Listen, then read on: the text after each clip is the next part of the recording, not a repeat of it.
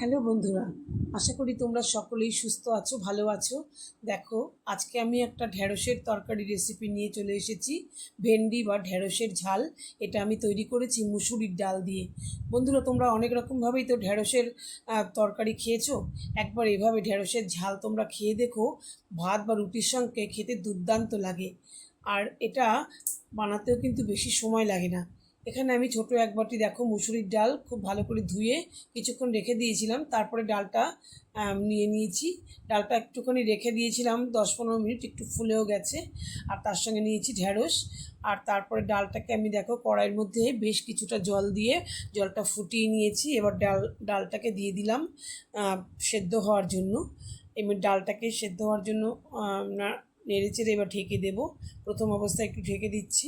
ডালটা সেদ্ধ হয়ে প্রথমে উতলে সেদ্ধ হলে পরে তখন আমি আবার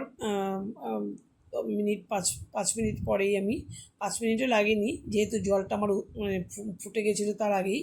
এবার ডালটা দিয়ে মিনিট 2-3 পরেই আমি ডাল খুলে দেখো এই ডালের যে ফেনাটা থাকে তার সঙ্গে কিন্তু অনেকটা ময়লা থাকে, সেটাকে আমি বের করে দিচ্ছি হাতা দিয়ে।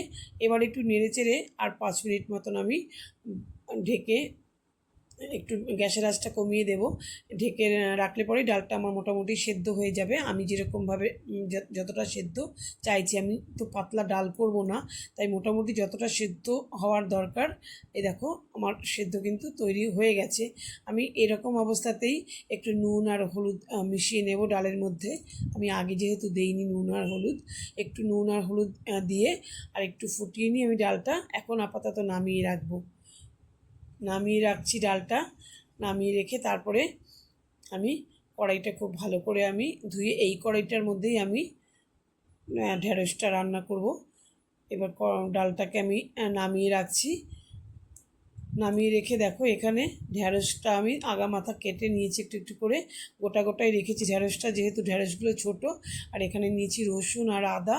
রসুনটাই বেশি নিয়েছি, আদা খুব সামান্য।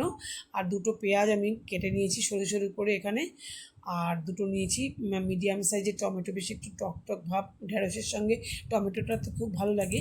তো আমি এগুলো কেটে নিয়ে তারপরে কড়াইতে আমি তেল দিয়ে দিয়েছি। দেখো সর্ষের তেলেই রান্নাটা করছি।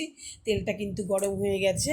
তারপরে আমি এখানে প্রথমে ঢ্যাঁড়সগুলোকে দিয়ে আমি ভেজে নেব।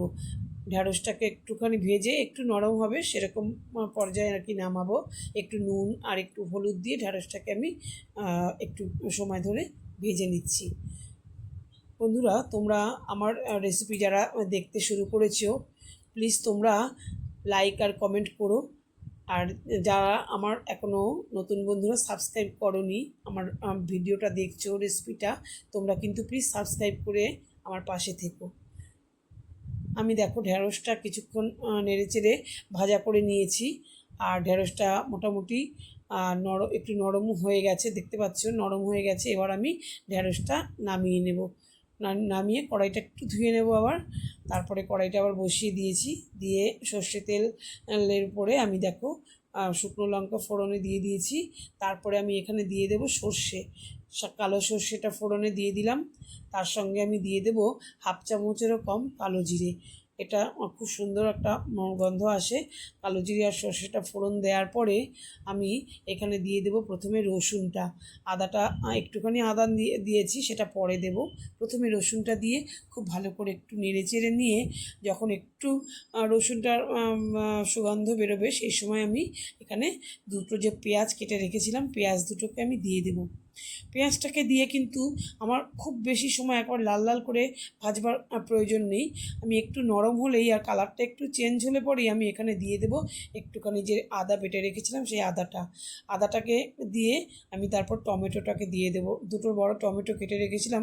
বন্ধুরা, টমেটোটা দেওয়ার জন্য কিন্তু খুব সুন্দর একটা হালকা টক ভাব এসেছে ডালটাতে, দারুণ লেগেছে খেতে। এবার আমি একটু গুঁড়ো মশলা দিয়ে দেবো অল্প অল্প করেই, একটু জিরের গুঁড়ো, একটু ধনের গুঁড়ো আর পরিমাণ মতো নুন আর হলুদ দিয়ে দেবো। এটা দিয়ে আমি সামান্য একটু জল দিয়ে মশলাটাকে একটু কষিয়ে নেব। মশলাটাকে সামান্য একটুখানি জল এর মধ্যে দিয়ে দেব, নইলে তো পুড়ে যেতে পারে, মশলাটা লেগে যেতে পারে কড়াইতে। একটু জল দিয়ে আমি মশলাটাকে কষিয়ে নিচ্ছি। এবার আমি কিন্তু ভাজা ঢ্যাঁড়সটাকে এর মধ্যে দিয়ে দেব। ভাজা ঢ্যাঁড়সটাকে এর মধ্যে দিয়ে খুব ভালো করে আমি এই মশলার সঙ্গে মিশিয়ে নেব। মশলার সঙ্গে মিশিয়ে ঢ্যাঁড়সটা মিশিয়ে নিয়েছি। এবার দিয়ে দিলাম কাঁচা লঙ্কা চেরা। তোমরা তোমাদের ঝালটা ইচ্ছে মতন দেবে, কমিয়ে বা বাড়িয়ে নেবে। এর সঙ্গে কিন্তু তোমরা লাল লঙ্কার গুঁড়োটাও দিতে পারো।